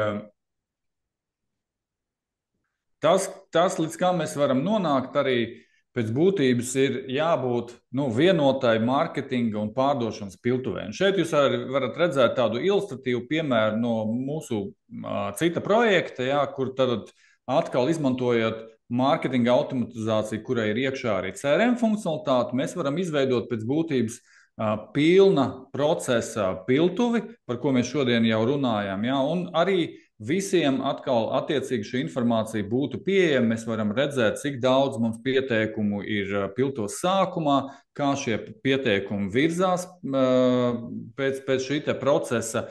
Un attiecīgi šīs būtu labs pamats izvērtēšanai, sarunai starp pārdevēju un mārketingu un arī īstenībā caurspīdīga informācija arī vadībai. Papildus mēs parasti izmantojam arī tā saucamos atskaites vai dashboardus, ja, kurā arī iesakām apkopot informāciju, kas būtu gan mārketinga specifiska informācija, piemēram, par to, cik efektīvi darbojās jūsu reklāmas, piemēram, te kaut kādas weblapas statistika, kur ir pieejama, tad mēs skatāmies uz to, kā mums darbojas tieši LinkedIn reklāmas, kā mums darbojas Facebook reklāmas, kur ir tādi kritiskie elementi, atkal, kam mēs varam pievērst uzmanību un kopīgi apspriest. Ja? Vai tur ir kaut kāds uzlabojums vai nav, vai tas atbilst tiem mūsu iecerētajiem pieņēmumiem vai kā savādāk.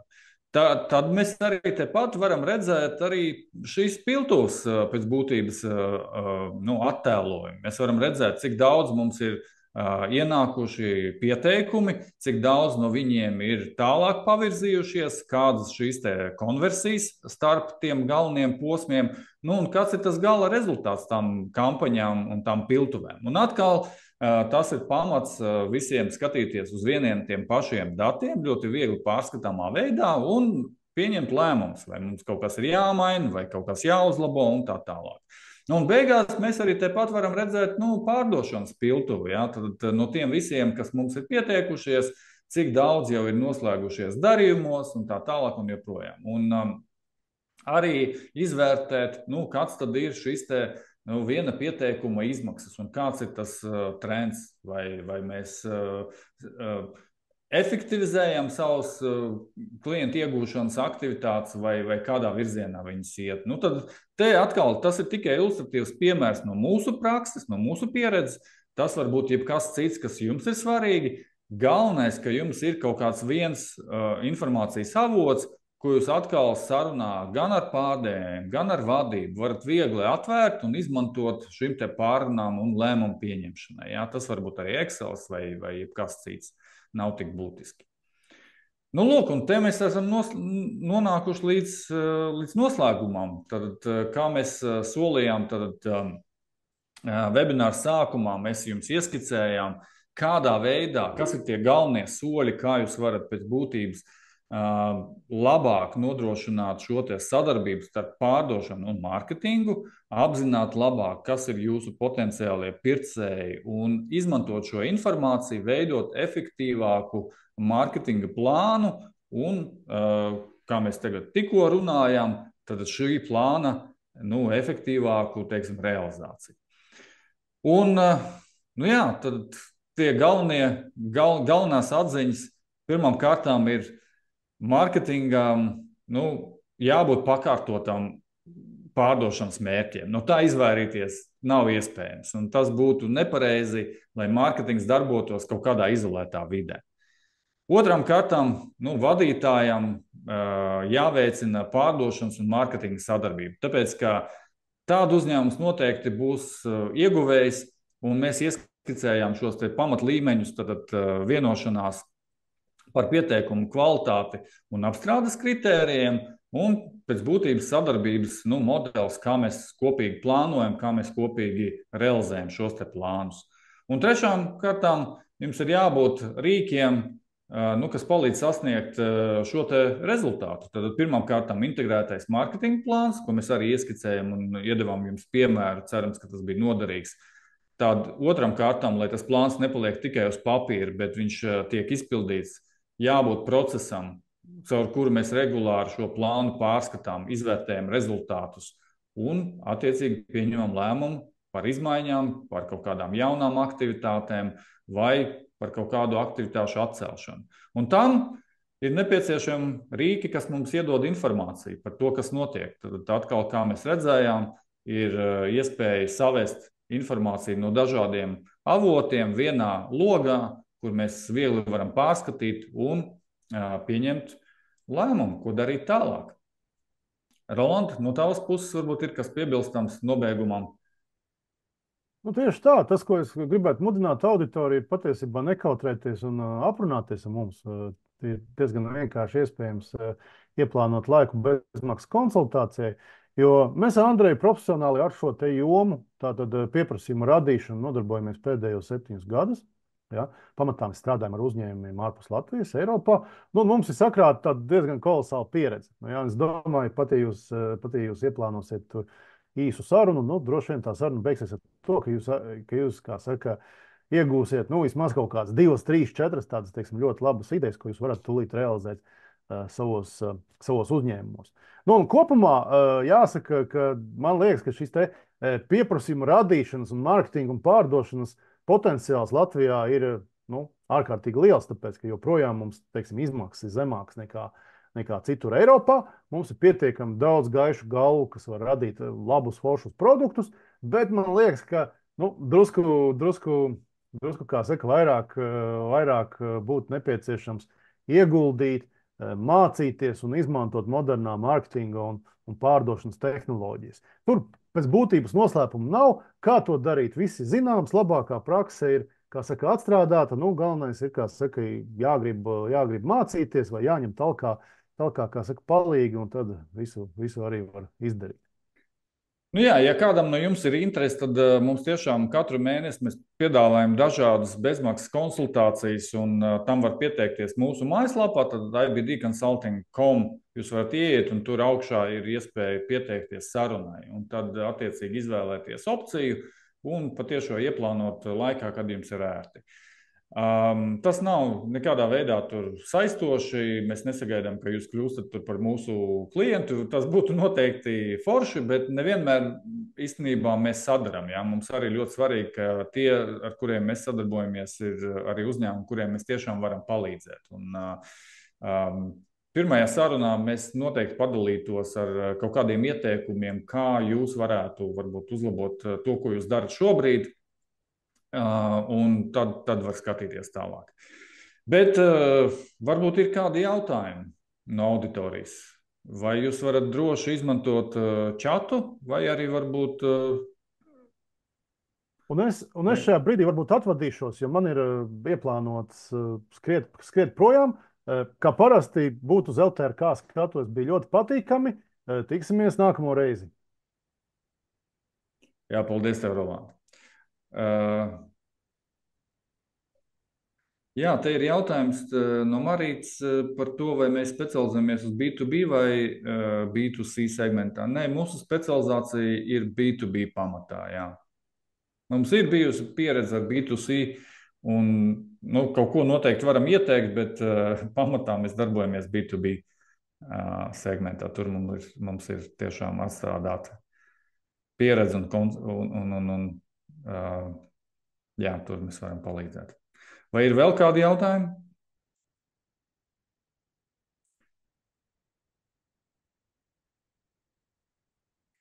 Kas bija tas rīks, ko es rādīju? Tas ir rīks, saucās, ļaujiet man atcerēties, Databox. Jā. Tātad droši varat apskatīties un paskatīties, kā to izmantot. Lūk, savādāk man arī atliek tikai pateikties jums par jūsu dalību un par pacietību. Paliekot ar mums pusotru stundu, cerams, ka tas bija noderīgi un jūs ieguvāt kaut kādas idejas, kā efektivizēt savu mārketingu. Atkal, ja kādam būs vēlme aprunāties droši, savādāk tiekamies nākamajos pasākumos. Un, jā, ja jums ir kādas specifiskas tēmas, ko jūs gribētu no mums dzirdēt, padodiet ziņu caur LTRK.